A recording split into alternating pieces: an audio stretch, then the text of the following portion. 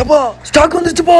ஆமாங்க, மொயினாவும் டேஃப்னியாவும் கலெக்ட் பண்ணுறது என்கிட்ட மொயினா நெட் இல்லைன்னு வருத்தப்படுவீங்களா? வருத்தப்படாதீங்க. மேல் வீட்டில் இருக்குது, கீழ் வீட்டில் இருக்குது, எதிர்த்து வீட்டில் இருக்குது, பக்கத்து வீட்டில் கூட இருக்குது அப்படிங்கிற மாதிரி நம்மகிட்டே வந்துருச்சு. ஸோ எக்கச்சக்கமாக ஸ்டாக் எடுத்திருக்கோம். ஸோ தேவைப்படுறவங்க வாட்ஸ்அப் பண்ணுங்க, டக்குன்னு உங்கள் புக் பண்ணிக்கோங்க. உங்களுக்கும் எங்கே இருந்தாலும் ஷிப்பிங் பாசிபிள். ஒன் டேவில் உங்கள் கைக்கு வர மாதிரி பண்ணுறதுக்கு நான் பொறுப்புங்க.